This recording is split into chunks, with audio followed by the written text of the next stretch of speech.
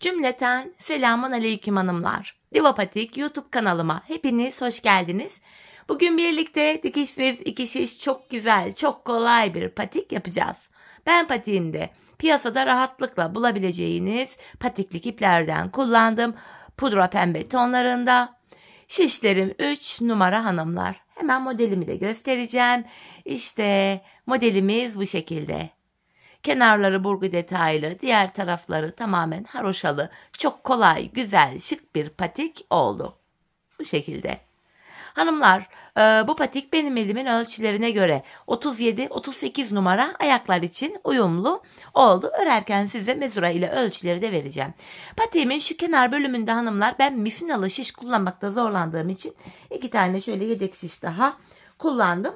Ve bu kenar oyasını yapmak için de bir adet tığ ihtiyacımız var. Hemen patiğimi şöyle bir kenara bırakıyorum. Patiğimize burun kısmından başlayacağız. 8 ilmek olarak patiğime başlayacağım hanımlar. Şöyle 8 ilmeğimi atıyorum. Şu birinci ilmeğim, 2, 3, 4, 5, 6, 7 ve 8. Hemen ucunu şuraya düğümleyeceğim. Geri dönüyorum. Buralarda haroşa örgü uygulaması yapacağız hanımlar. Ben haroşa örgüyü örgümüzün hem ön hem arka yüzünde düz örgü örerek elde ediyorum. Kenar ilmeğini aldım. İlmeklerimi düz olarak yani haroşa olarak örüyorum 8 ilmeğimi. Sonuncu ilmeğimi de yine ördüm. Geri dönüyorum. Geri döndüğümüzde ön yüzdeyiz. Ön yüzde olduğumuzu şöyle kabul ediyorum. Şu başlangıç ipimiz eğer sol taraftaysa ön yüzdeyiz demektir. Şimdi artırmalarımızı yapacağım. Şimdi kenar ilmeğini alıyorum. İkinci ilmeğimi örüyorum. İkinci ilmekten hemen sonra şuraya şöyle bir ilmek attım. Artırmamı yaptım. Son 2 ilmeğim kalana kadar öreceğim. Bakın hemen bu şuraya. Buraya da şöyle bir ilmek atıyorum. Yine artırdım. Kalan 2 ilmeğimi örüyorum. Böylece 10 ilmeğimiz oldu. Ön yüzde artırmaları yaptık. Geri dönüyorum. Arka yüzdeyim. Kenar ilmeğini örmeden aldım. Arka yüzde artırma yapmıyorum. İlmeklerimin tamamını haroşa örüyorum. Artırmalar sadece ön yüzde yapılıyor. Tekrar geri döndüm hanımlar. Ön yüzdeyiz. Yine artırmalarımızı yapacağız. Kenar ilmeğini aldım. İkinci ilmeğimi örüyorum. Hemen artırmamı yaptım. Son 2 ilmek kalana kadar öreceğim. Bakın son 2 ilmek. Hemen bu kenara da artırmamı yapıyorum. Kalan 2 ilmeğimi örüyorum. Şimdi de 12 ilmeğimiz oldu hanımlar. Arka yüzde yine 12 ilmeğimin tamamını haroşa örüyorum. Artırma yapmıyorum. Bu şekilde.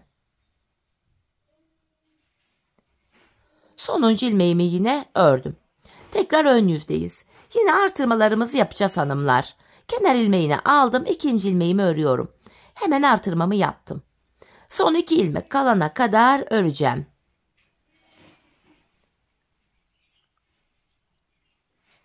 Hemen buraya da bir artırma yapıyorum. Kalan 2 ilmeğimi örüyorum. 14 ilmeğimiz oldu. Şimdi geri döneceğiz. Arka yüzde ilmekleri haroşa öreceğiz. Ön yüzde burgularımızı yapacağız. Artırmaların yerleri de ön yüzde değişecek hanımlar. Şu anda 14 ilmek olana kadar artırdık. Sonuncu ilmeğimi de yine ördüm. Geri dönüyorum. Şimdi hanımlar burgularımıza başlayacağız. Burgudan önce kenarda 2'şer ilmek öreceğiz. Kenar ilmeği yanına bir ilmek haroşa, her iki kenara da. Burgular için hanımlar kenarlarda 4'er tane ilmeğimiz var. Bu burgu olan ilmekleri ön yüzde düz, arka yüzde ters öreceğiz. Şimdi bakın kenar ilmeğini aldım. İkinci ilmeğimi örüyorum. Artık ikinci ilmekten sonra artırma yapmayacağız. Hemen bu sağ kenarda burgudan sonra sol kenardan da burgudan önce artırmamızı yapacağız hanımlar. İkinci ilmeğimi ördüm. Şimdi 4 ilmek burgum için düz öreceğim. 1, 2, 3, 4. Burgum için 4 ilmek düz ördüm. Arka yüzde bu 4 ilmeği ters öreceğim. Hemen burgudan sonra şuraya artırmamı yapıyorum. Artırmanın yeri burgulardan sonra değişti çünkü. Yanına 2 ilmek yine bakın aralardaki ilmekler yine haroşa olacak. 2 ilmek haroşa örüyorum. Tekrardan buraya da burgu yapacağız hanımlar. Hemen buraya da bir tane artırma yapıyorum. Sol burgumdan önceki artırma. Burgum için 4 ilmek düz örüyorum. 3, 4. Kalan 2 haroşa ilmeğimi de yine düz ördüm. Bu şekilde burgunun ilk sırasını yaptık. Şişimizde şu anda 16 ilmek oldu. Geri dönüyorum, arka yüzdeyim. Kenar ilmeğini aldım, bir ilmek haroşayı ördüm. Şimdi burada 4 tane burgumun ilmeği arka yüzde ters örüyorum. Şu 3, şu da 4. Aradaki artırdığım ilmek dahil aradaki ilmekleri haroşa öreceğim. Bakın 1, 2, 3, 4. Arada 4 ilmek haroşamı düz ördüm. Yine burada bakın burgumun 4 ilmeği ters örüyorum. Şu 3, 4 ve kalan 2 ilmeğimi düz ördüm. Şimdi geri dönüyoruz hanımlar. Bakın burgularımızın ilk yerini oluşturduk. Şimdi burguları yapmaya başlayacağız. Kenar ilmeğini alıyorum. İkinci ilmeğimi ördüm. Bu sağ taraftaki burguyu sağa doğru kıvıracağız. Yani şöyle bakın 4 tane ilmeğim var. Şu ilk 2 ilmeğim var. Bir de son 2 ilmek var burada. Bu 4 ilmek var. 3. ve 4. 2 ilmeği şöyle alıyorum. İlk 2 ilmek ile yer değiştiriyorum. Bakın şöyle sağa doğru kıvırdım. Sonra bu yer değiştirdiğim ilmeklerimi sırasıyla düz örüyorum. Burada sağa doğru burgumuzu yaptık. Bu şekilde. Burgudan sonra şu an ön yüzdeyim. Hemen artırmamı yapıyorum. Aralardaki ilmekleri haroşa öreceğim. Bakın şurada 4 tane burgumun ilmeğine kadar geldim. Hemen buraya da artırmamı yapıyorum. Burada da hanımlar burgu sola doğru olacak. Şu ikinci ikili düz ilmek vardı. Bu arkadan gelecek şekilde. Şu ilk ikili ilmek de önden gelecek şekilde şöyle sola doğru kıvırdım. Burguyu sola doğru yaptık. Ardından hanımlar hemen bu yer değiştirdiğim ilmeklerimi düz olarak örüyorum. Ve kalan 2 ilmeğimi de ördüm. İlk burgumuzu yaptık. Her 5 sırada bir burgu işlemini yapacağız hanımlar. Geri dönüyorum. Burgudan sonraki ilk sıramız olacak bu. Kenarı ilmeğini aldım. İkinci ilmeğimi örüyorum. Burgumun 4 ilmeğini ters örüyorum. 3, 4. Aradaki ilmekler haroşa. Diğer burguma kadar olan ilmeklerimi arka yüzde haroşa örüyorum. Bakın şu artırdığım ilmeği de haroşa ördüm. Burgumun 4 ilmeğini arka yüzde ters örüyorum. 3, 4. Kalan 2 ilmeğim haroşa. Şimdi tekrar geri döndüm hanımlar. Burgudan sonraki bu ikinci sıra olacak. Kenar ilmeğini örmeden aldım. İkinci ilmeği ördüm. Burgumun 4 ilmeğini düz örüyorum. 2, 3, 4. Hemen buraya artırmamı yapıyorum burgudan sonra ön yüzde. Şişimizde 26 ilmek olana kadar artırmalarımıza devam edeceğiz hanımlar. Artırmamı yaptım. Diğer burguma kadar olan ilmeklerimi örüyorum. Bakın burguma geldim. Hemen buraya da artırmamı yaptım. Burgumun 4 ilmeğini düz örüyorum. 3, 4. Kalan 2 ilmeğim haroşa, yani düz. Bu şekilde. Geri dönüyorum, arka yüzdeyim. Burgudan sonraki hanımlar 3. sıramız oluyor bu. Kenar ilmeğini aldım. 2. ilmeğimi örüyorum. Burgumun 4 ilmeğini arka yüzde ters örüyorum. Aradaki bakın artırdığım ilmeğim dahil. Aradaki ilmekleri haroşa, yani düz örüyorum. Bakın artırdığım ilmeği de yine ördüm.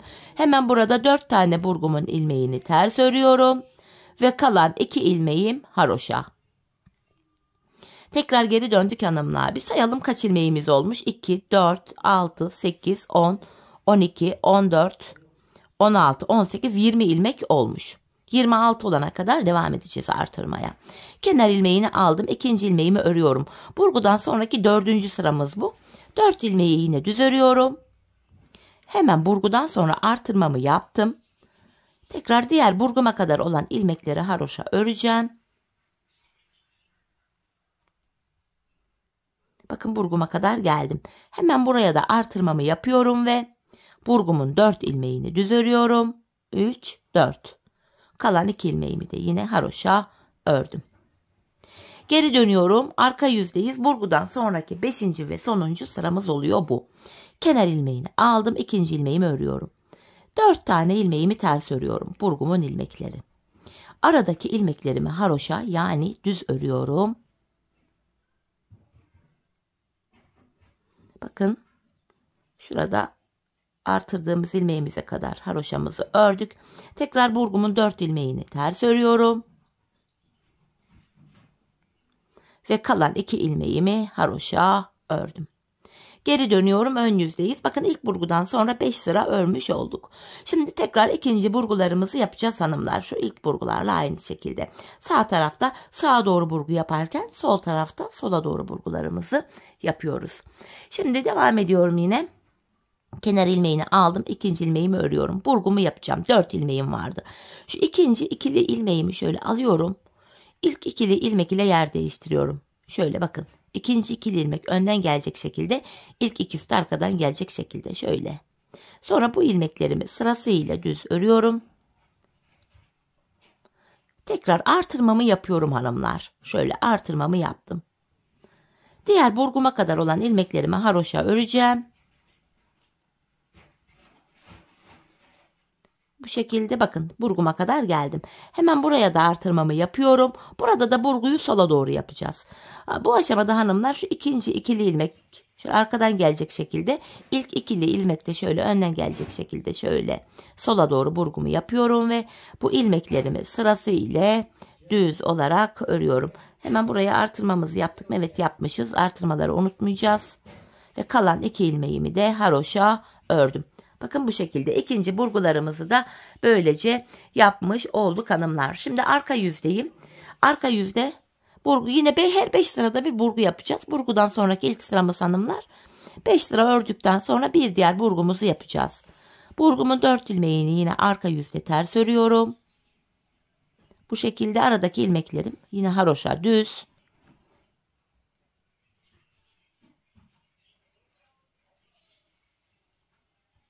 Bakın şu artırdığım ilmeğe kadar haroşa ördüm.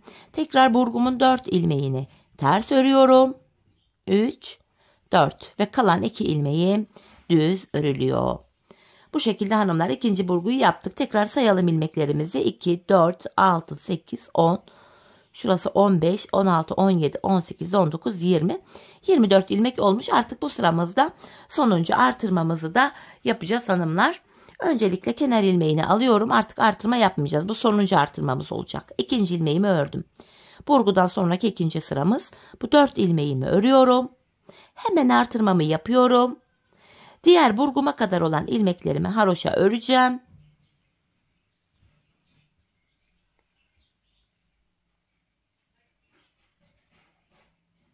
Bakın burguma kadar ördüm. Buraya da son kez artırmamı yapıyorum. Artık 26 ilmeğimiz oldu. Burgumun 4 ilmeğini haroşa düz ördükten sonra kalan 2 ilmeğimi haroşa örüyorum.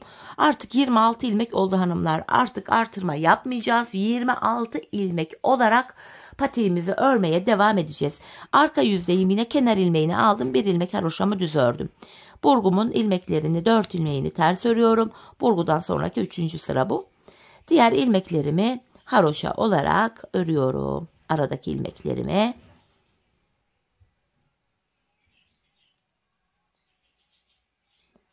Tekrardan bakın buradaki burgumun 4 ilmeğini de yine ters örüyorum. 1, 2, 3, 4 ve kalan 2 ilmeğim düz örülüyor. Model bu şekilde devam ediyor hanımlar. Artık 26 ilmek olarak örmeye devam edeceğiz. Aralara şuralara artırma yapmayacağız. Şimdi burgudan sonraki 3 sırayı örmüştük. Devam edeceğiz. Hatta bir burguyu daha birlikte yapalım. Burgudan sonraki 4. sıramız olacak bu. İkinci ilmeğimi ördüm. Burgumun 4 ilmeğini düz örüyorum. Bakın araya artırma yapmıyorum. Aradaki haroşa ilmeklerimi yine haroşa örüyorum. Artırma yapmıyorum gördüğünüz üzere. Bu şekilde. Bakın haroşalarımı ördüm. Bu 4 ilmeğimi de yine düz örüyorum. 3, 4 ve kalan 2 ilmeğim haroşa. Geri dönüyorum hanımlar. Arka yüzdeyiz. Burgudan sonraki bu 5. sıramız olacak şimdi. Kenar ilmeğini aldım. 2. ilmeğimi haroşa örüyorum. Burgumun 4 ilmeğini ters örüyorum. Aradaki haroşa ilmeklerimi düz örüyorum. Bu şekilde. Tekrardan burgumun 4 ilmeğini bu kenarda da yine ters örüyorum. Ve kalan 2 ilmeğim haroşa örülüyor. Burgudan sonraki 5. sırayı ördük. Şimdi 3. burgularımızı yapacağız. Kafanız karışmasın diye. Bunu da yine birlikte yapalım. Şöyle kenar ilmeğini örmeden aldım. 2. ilmeğimi örüyorum. Yine burada sağa doğru burgu yapacağım. İkinci ikili ilmeğim önden gelecek şekilde, ilk ikisi de arkadan gelecek şekilde yer değiştiriyorum ve ilmeklerimi sırası ile düz olarak örüyorum.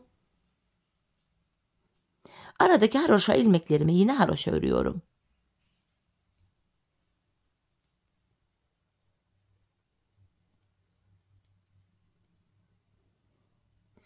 Bakın diğer burguma geldim. Burada da sola doğru burgu yapacağız. Bu ilk ikili ilmek önden gelecek şekilde, diğer ikili ilmek de arkadan gelecek şekilde şöyle sola doğru burgumu yaptım. Bu şekilde gördüğünüz gibi. Tekrar şöyle ilmeklerimi sırasıyla düz örüyorum. Yer değiştirdiğim ilmeklerimi. Ve kalan iki ilmeğim de yine düz örülüyor. Bu şekilde hanımlar 3. burguyu da yaptık. 26 ilmek ile modelimizi yapacağız. Sağ tarafta sağa doğru burgu, sol tarafta sola doğru burgu. Her 5 sırada bir burgumuzu yapacağız hanımlar. Ben bu patiğimin ön bölümünü ne kadar yaptım? Hemen şöyle sizlere söylemek istiyorum. Şu baştan itibaren haroşaları saydım. Bakın 1, 2, 3, 1, 2, 3, 4, 5, 6, 7, 8, 9, 10, 11 tane haroşam olmuş. Ben buraya hanımlar toplamda 24 diş haroşa ördüm. Şimdi patiğimizin enini, boy ölçüsü, enini vermek istiyorum.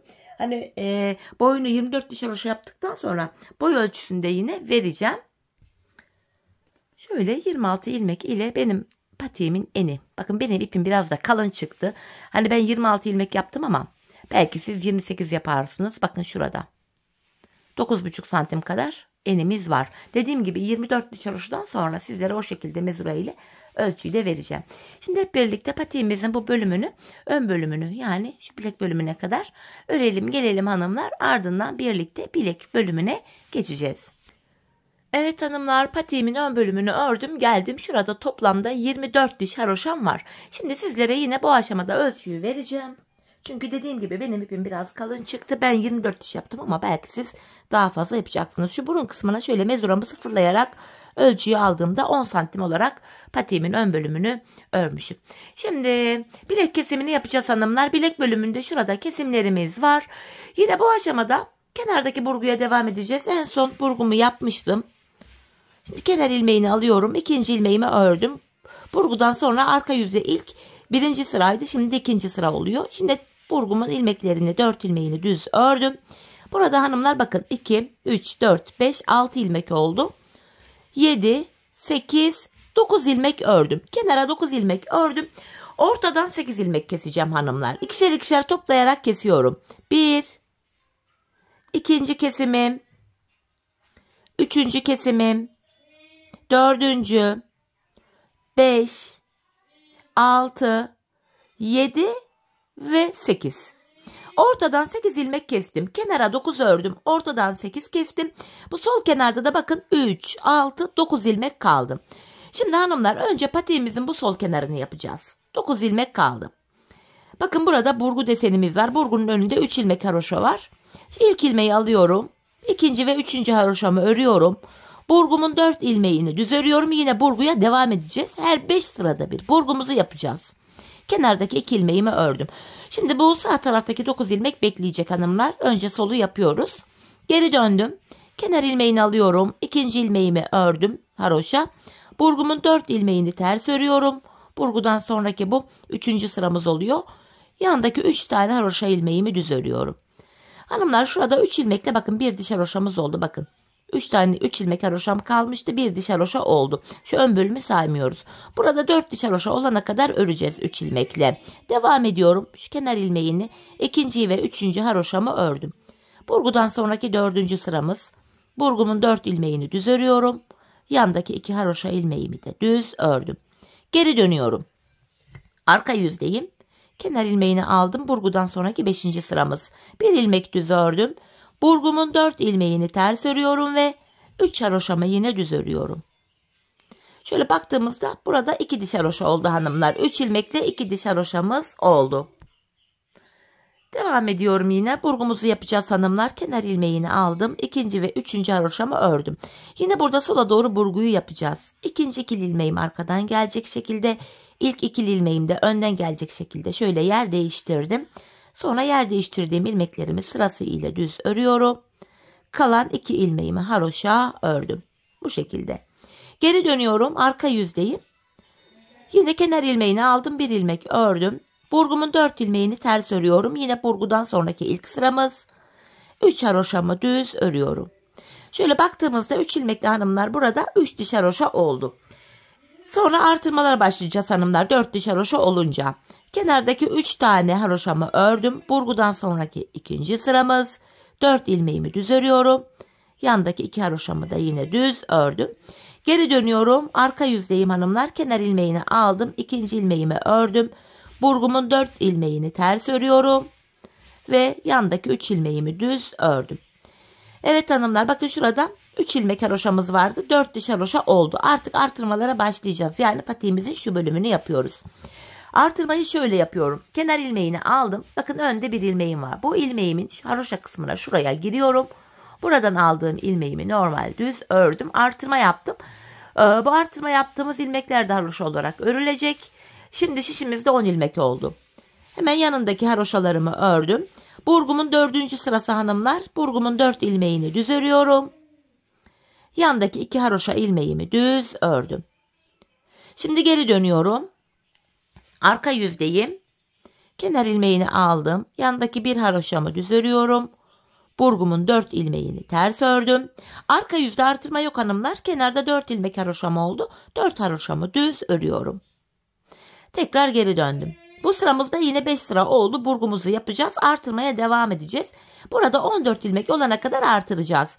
Yine kenar ilmeğini aldıktan sonra öndeki ilmeğimin şu haroşa kısmına giriyorum ve buradan aldığım ilmeğimi düz ördüm. Hemen yanındaki haroşalarımı da düz örüyorum. Şimdi yine burgumuzu yapacağız hanımlar. Sola doğru burgu yapacağız. Şöyle. Burgumu yaptım. Yer değiştirdiğim ilmeklerimi sırası ile yine düz örüyorum. Kalan 2 haroşa ilmeğim de düz örülüyor. Şimdi 11 ilmek oldu hanımlar şişimizde. Geri dönüyorum. Arka yüzde yine kenar ilmeğini aldım. 1 haroşamı ördüm. Burgudan sonraki ilk sıramız. 4 ilmeğimi ters örüyorum. Kalan 5 haroşa ilmeğim düz örülüyor. Bu şekilde. Tekrar geri döndüm. Ön yüzdeyiz, artırmaya devam ediyorum. Kenar ilmeğini aldım. Hemen öndeki şu haroşa bölüme girerek buradan aldığım ilmeğimi de düz örüyorum. Yanındaki haroşalarım da yine düz örülüyor. Burgudan sonraki ikinci sıramız. 4 ilmeğimi düz örüyorum. Ve kalan 2 ilmeğim düz örülüyor. Bu şekilde. Geri döndüm. Kenar ilmeğini aldım. 1 haroşamı örüyorum. Burgumun 4 ilmeğini ters örüyorum. Ve kalan 6 haroşa ilmeğim düz örülüyor. Şişimizde şu anda 12 ilmeğimiz var. Tekrar geri döndük. Artırmalara devam edeceğiz hanımlar. Kenar ilmeğini aldım. Hemen öndeki haroşa kısma girerek buradan aldığım ilmeğimi düz örüyorum. Yanındaki haroşalarım haroşa örülüyor. Bu şekilde burgumda 4. sıra. 4 burgu ilmeğimi düz örüyorum. Yandaki 2 ilmeğim düz örülüyor. Tekrar geri döndüm. Arka yüzdeyim. Kenar ilmeğini aldım. 1 ilmek düz ördüm. Burgumun 4 ilmeği ters. Bu şekilde burada 7 ilmek var. Kalan 7 ilmeği de haroşa olarak örüyorum. Şişimizde şu an 13 ilmek var. Son kez 1 ilmek daha artıracağız. Böylece 14 ilmek olacak. Bu sırada yine burgumuzu yapacağız hanımlar. Gördüğünüz gibi şeklimiz bu. Kenar ilmeğini aldıktan sonra hemen ön bölüme girerek şuradan artırmamı yaptım hanımlar. Yandaki haroşalarımı haroşa örüyorum. Bu defa buradaki haroşa ilmek sayımız 8 oldu hanımlar. Bakın 4, 8. Tekrar burgumu yapıyorum. İkinci ikili ilmeğim. Arkadan ilk ikili ilmeğim önden gelecek şekilde sırasıyla bu ilmeklerimi düz ördüm ve kalan 2 ilmeğim düz örülüyor. Böylece hanımlar burada 14 adet ilmeğimiz oldu. Artık artırma yapmayacağız. 14 ilmekle bu kenarımızı örmeye devam edeceğiz. Bakın sayalım. 2, 4, 6, 8, 10, 12, 14. Geri döndüm yine. Kenar ilmeğini aldım. Yandaki 1 ilmeğimi düz örüyorum. Burgumun 4 ilmeği de yine ters örülüyor ve kalan 8 ilmeğimi haroşa örüyorum. Bu şekilde 14 ilmek ile örgüye devam edeceğiz. Kenarda 8 haroşamız var.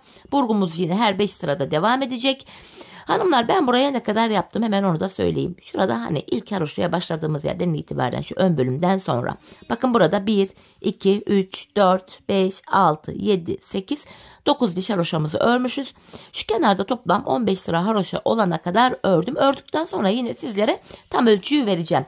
Ben 15 sıra haroşa ördüm ama hani belki siz daha az ya da daha çok yapacaksınız. Tamamen ölçülere göre değişebilir.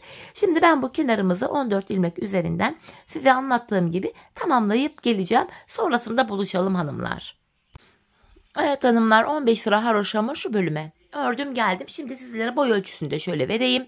Bakın mezura ile hiç germeden açmadan haroşa örgüsü şöyle esnek bir yapıya sahip. Hiç germeden açmadan sündürmeden olduğu gibi ölçüyü vereceğim. Bakın şu burnundan itibaren sıfırladım mezuramı. Buraya kadar hanımlar 17 santim şöyle bir yapayım yeniden. 17 santim örmüşüm bu bölümü. Bu şekilde. Ben 15 sıra haroşa yaptım ama belki 17-18 yaparsınız. Bu ölçüye göre farklılık gösterebilir haroşa sayısı hanımlar. Şimdi burada 15 sıra haroşamı yaptım. Ön yüzde artık bu kenarımızı tamamladık. İlmeklerimi ikişer ikişer toplayarak keseceğim. Şöyle gevşek bir kesim yapıyorum hanımlar. Sıkmayalım. Topuk bölümünü yaparken arka bölümünü. Bu kesim yaptığımız ilmek yerlerinden ilmekler çıkaracağız. İlmekleri kolay çıkartabilelim diye böyle gevşek bir kesim yapıyoruz. Bakın son bir ilmeğim kaldı. Onu da yine kestim. Şuraya bir tane şöyle bir zincir oluşturup ipimi buraya bir düğüm atacak kadar ip bırakıp kesiyorum şöyle. Şimdi patiğimizin sağ kenarını yapacağız. En son ön yüzde örüp kesim yapmıştık. Şimdi geri dönüyoruz. Arka yüzde yine bu ipimi ekleyeceğim hanımlar şu kenarda. Bu sağ kenarı sol kenarı nasıl yaptıysak sağ kenarı da aynı şekilde yapacağız. Bakın şu ilk ilmeğimi ördüm. İpimin ucunu şuradan arkaya doğru alıyorum. Bakın şöyle. Hemen yanına ikinci ilmeği de ördükten sonra burada sökülmesin kenarı diye hani ipiklediğimiz yer sökülmesin diye şuraya şöyle 2 tane düğüm attım. Bu kenarda da hanımlar 3 ilmek haroşa vardı. Şöyle 3. ilmeği de ördüm. Burgumun 4 ilmeğini yine burada da arka yüzde ters örüyorum. Kenardaki 2 haroşam düz örülüyor. Geri döndük. Şimdi ön yüzdeyiz hanımlar. Burgudan sonra 4. sırayı yapacağız. Kenar ilmeğini aldım. 2. ilmeğimi ördüm. 4 tane burgumun ilmeğini düz örüyorum.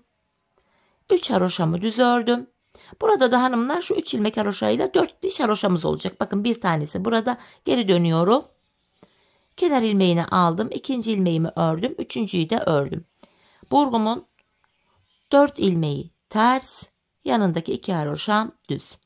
Tekrar geri döndük. Bu sıramızda yine burgumuzu yapacağız hanımlar. Burada da sağa doğru burgu yapıyorduk.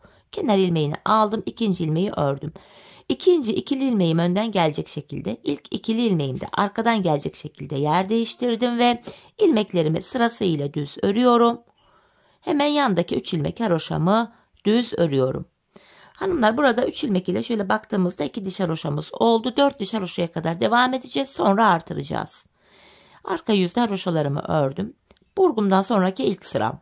4 ilmeğim ters. Yandaki 2 ilmeğim haroşa düz. Geri dönüyorum hanımlar. Bakın şuraya bir diş haroşa daha yapacağız. Burgudan sonraki ikinci sıramız. Kenar ilmeğini aldım. 2. ilmeğimi ördükten sonra burgumun 4 ilmeği düz. Yandaki 3 haroşamı da yine düz ördüm. Geri dönüyorum. Arka yüzdeyim. Kenar ilmeğini aldım. 2. ve 3. haroşamdan sonra burgumun 4 ilmeğini ters örüyorum ve kalan 2 ilmeğim haroşa. Evet hanımlar, şimdi devam edeceğim yine. Kenar ilmeğini aldık. Önce almadık. Önce hatırlatayım. Bakın burada 1, 2, 3, 4 diş haroşa oldu. Burada da artırma yapacağız. Sol kenarla sağ kenar arasındaki artırma aynı fakat tek bir fark var. Burada hemen kenar ilmeğinden sonra artırma yapmıştık. Burada son bir ilmek kalana kadar örüp öyle artıracağız. Kenar ilmeğini aldım. 2. ve 3. ilmeğimi örüyorum. Pardon, 2. haroşa ilmeğimi ördüm. Burada 4 tane burgumun ilmeğini düz örüyorum. Şimdi hanımlar buraya 1, 2 ilmek ördüm. Bakın son bir ilmek kaldı. Bakın burada artırmamı yapacağım. En son ördüğüm ilmeğin şu haroşa kısmına giriyorum ve buradan aldığım ilmeğimi düz ördüm. Son bir ilmeğim düz örülüyor. Sağ kenardaki artırma böyle yapılıyor. Burada böylece 10 ilmek oldu. Geri dönüyorum, arka yüzdeyim. Kenar ilmeğini aldım. ikinci, üçüncü ve dördüncü haroşamı ördükten sonra burgumun 4 ilmeği ters, kalan 2 haroşa ilmeğim düz. Tekrar geri dönüyorum. Bu sırada yeniden burguyu yapacağız. Artırmalara da devam edeceğiz. Kenar ilmeğini aldım. İkinci ilmeğimi örüyorum. Yine sağa doğru burgumu yapacağım. Şöyle ilmekleri sırasıyla düz öreceğim.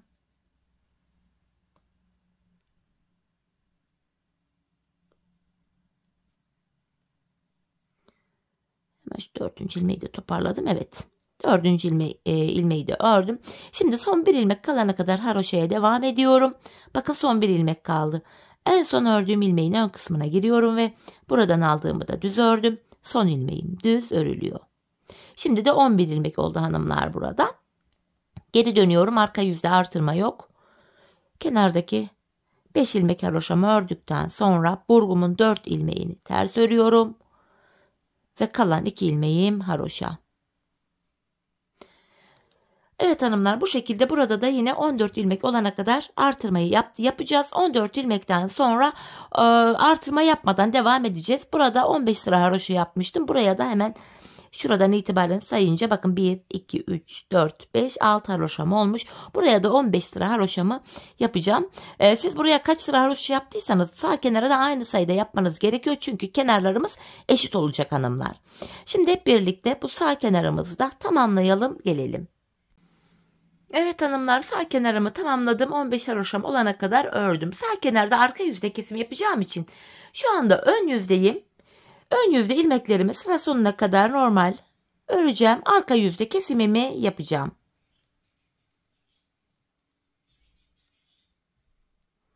İlmeklerimi ördüm. Geri dönüyorum, arka yüzdeyim. Kenar ilmeğini aldım. Şöyle bakın, yine ilmeklerimi ikişer ikişer toplayarak arka yüzde kesiyorum. Sağ kenarda arka yüzde kesim yapıyoruz. Sol kenarda ön yüzde kesim yapmıştık. Bu şekilde.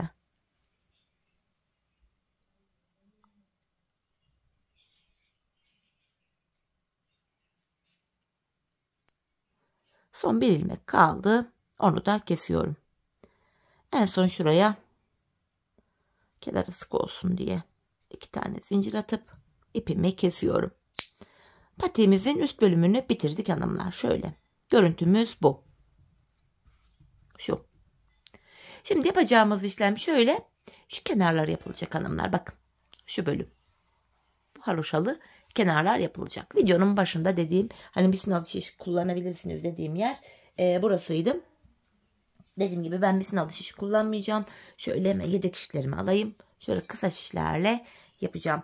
Hemen başlayalım. Ön yüzde hanımlar, hemen şu kenardan bakın. Şu kenardan ilmekleri çıkaracağız. Düğüm atacak kadar ip bırakalım demiştim. Yine ipimi buraya düğümlüyorum. Şöyle. Kenar ilmek yerlerine girerek ilmekler çıkaracağım. Bakın, ilmeğin 2 kanadına birden. İlk kenar ilmek yerine ilmeğin 2 kanadına birden girdim. İlmeğimi çıkarttım. Sırasıyla kenar ilmek yerlerine girerek bakın ilmeklerimizi çıkarıyoruz. 4 ilmeğim oldu. Şu 5. ilmeğim. Bakın 6 oldu. 7, 8. Bu şekilde şu burun kısmına kadar hanımlar, bakın şuraya kadar ben 39 ilmek çıkarttım.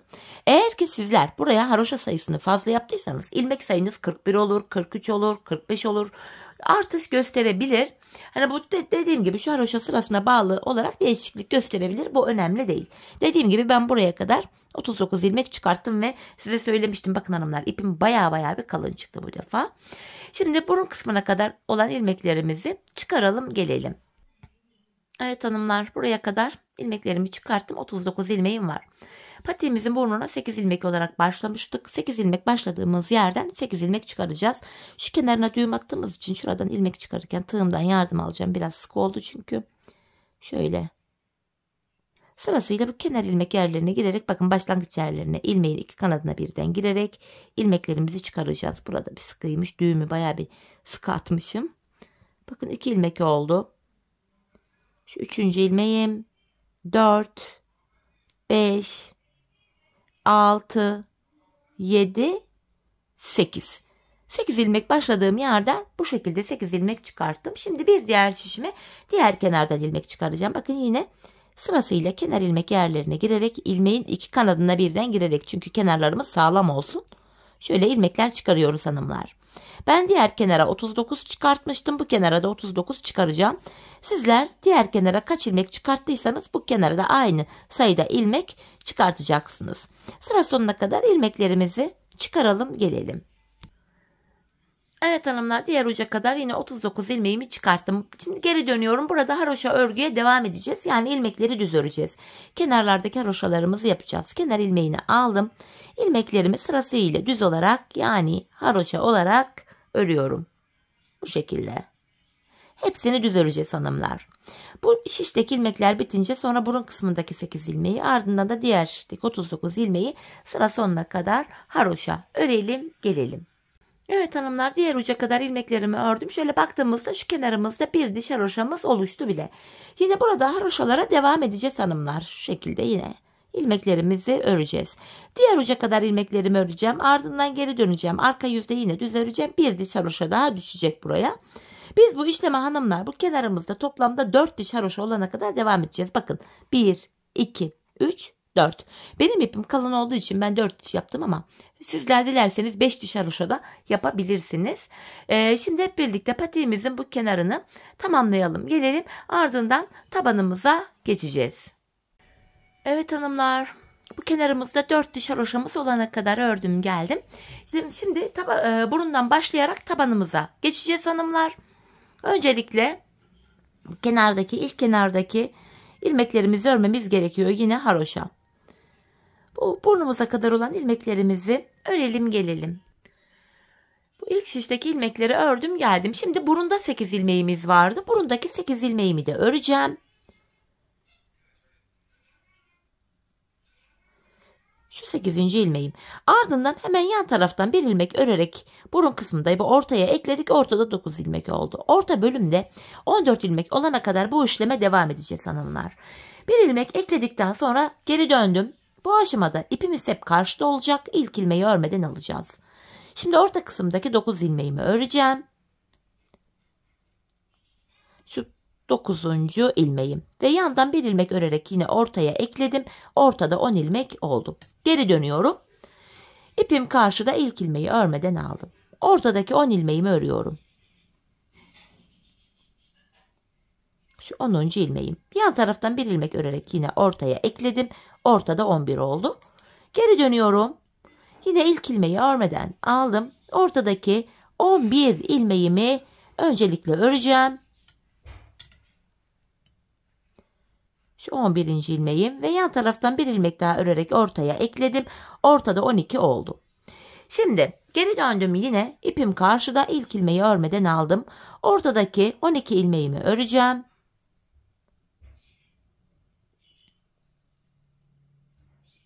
Ardından yine yan taraftan bir ilmek örerek ortaya ekledim. Ortada 13 ilmek oldu. Geri dönüyorum. Yine ip karşıda, ilk ilmeği örmeden aldım. 13 ilmeğimi öreceğim.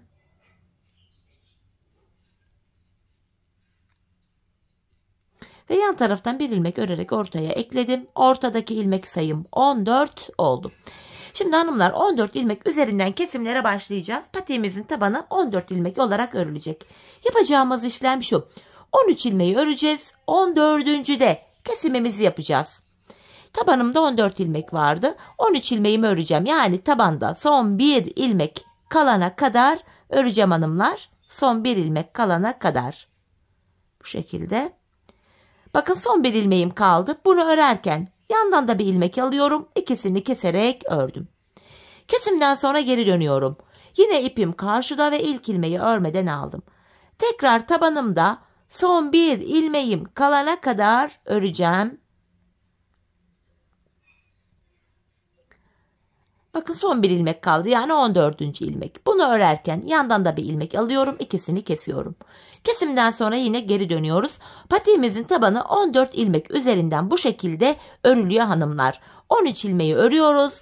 14. ilmekte kesimimizi yapıyoruz.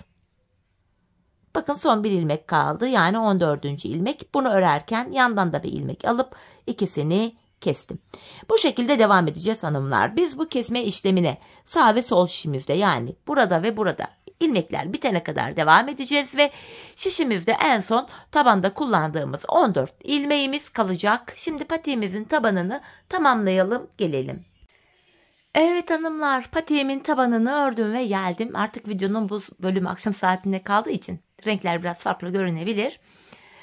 Şimdi patiğimizin arka bölümünü öreceğiz hanımlar. 14 ilmek olarak patiğimizin tam olarak şu arka bölümünü yapacağız. Şimdi şöyle yine haroşaya devam ediyorum. İpim karşıda, ilk ilmeği örmeden aldım. Son 2 ilmeğim kalana kadar ilmeklerimi öreceğim. Bakın son 2 ilmeğim kaldı. Bu ikisini keserek örüyorum. Şişimde 13 ilmek kaldı. Bu aşamada bakın şuralarda kenar ilmek yerleri var. Şu ilk kenar ilmek yerine ilmeğin 2 kanadına birden girerek 1 ilmek çıkarıyorum. Tekrar 14 ilmeğim oldu. Ardından geri dönüyorum. Hanımlar, bu şekilde hem patiğimizin arkasını örmüş oluyoruz hem de bu arka bölümü şu kenarlara eklemiş oluyoruz. İlmek çıkarttıktan sonra geri döndüm. İpim yine karşıda, ilk ilmeği örmeden aldım. Tekrardan son 2 ilmeğim kalana kadar örüyorum. Yine son 2 ilmeğimi keserek ördüm. Tekrar 13 ilmek kaldı. Şimdi burada ilmek çıkartırken geri döneceğim. Ön yüzde ilmek çıkaracağım. Öyle daha çok kolayıma gidiyor çünkü. Burada bakın ilk kenar ilmek yerine ilk ilmeğin 2 kanadına birden girerek ilmeğimi çıkarıyorum. Tekrar 14 ilmeğim oldu. Patiğimizin arka bölümünde hanımlar yapacağımız işlem bu. Son 2 ilmek kalana kadar örüyoruz. Son 2 ilmeği kesiyoruz ve sıradaki kenar ilmek yerinden ilmek çıkarıyoruz. Bakın son 2 ilmeğimi yine keserek örüyorum ve bir sonraki kenar ilmek yerine girerek ilmeğin 2 kanadına birden girerek ilmeğimi çıkartıyorum. Ardından geri dönüyorum. Yine ilk ilmeği örmeden aldım. Tekrar son 2 ilmeğim kalana kadar ilmeklerimi örüyorum. Son 2 ilmeğimi kestim. Burada ilmek çıkarırken geri dönüyordum. Çünkü ön yüzde ilmek çıkaracağım. Bakın bir sonraki kenar ilmek yerine girerek ilmeğimi çıkarıyorum. Patiğimizin arka bölümünü bu şekilde örüyoruz hanımlar. Biz bu işleme bakın şuraya ve şuraya gelene kadar devam edeceğiz. Yani buralarda son kenar ilmek yerlerine gelene kadar devam edeceğiz. Şimdi patiğimizin arka bölümünü son kenar ilmek yerlerine gelene kadar 14 ilmek olarak bu şekilde örelim, gelelim. Evet hanımlar, son kenar ilmek yerlerine gelene kadar patiğimin arka bölümünü ördüm, geldim. Şimdi burada 14 ilmeğimiz var. Artık kesimimizi yapacağız. İkişer ikişer toplayarak buradaki 14 ilmeğimi keseceğim hanımlar. Bu şekilde. Dilerseniz tığ ile de kesim yapabilirsiniz. Artık hangisi kolayınıza gidiyorsa bakın. Şöyle tığımı aldım. Yine tığım ile ilmeklerimi şöyle ikişer ikişer toplayarak kesiyorum. Ya da şişle kesebilirsiniz. Fark etmez. Bu şekilde kesimimizi yapıyoruz hanımlar.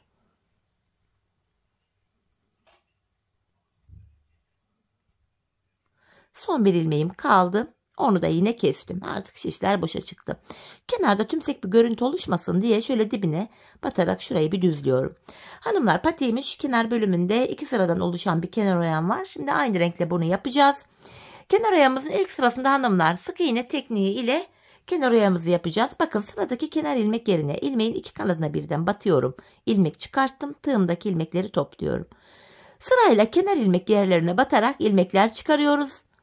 Ve ilmekleri topluyoruz. Gevşek bir sık iğne yapalım hanımlar. Sıkı yaparsak patiğimizin boğaz kısmı dar olur. Ayağımız kolay girmez.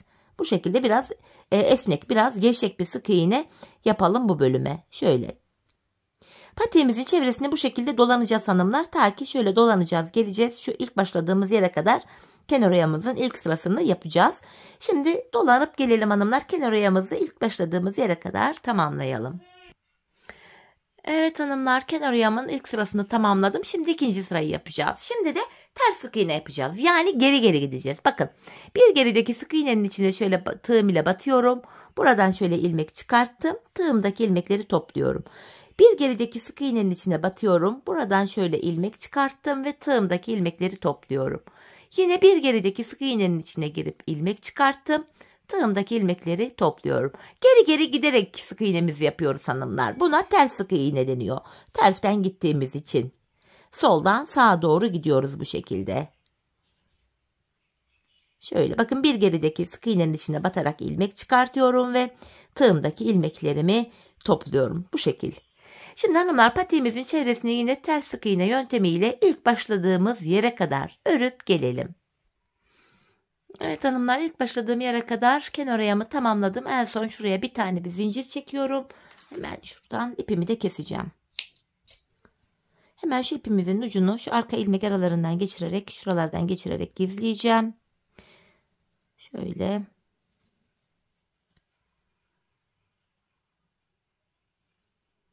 Patiğimizi böylece tamamladık.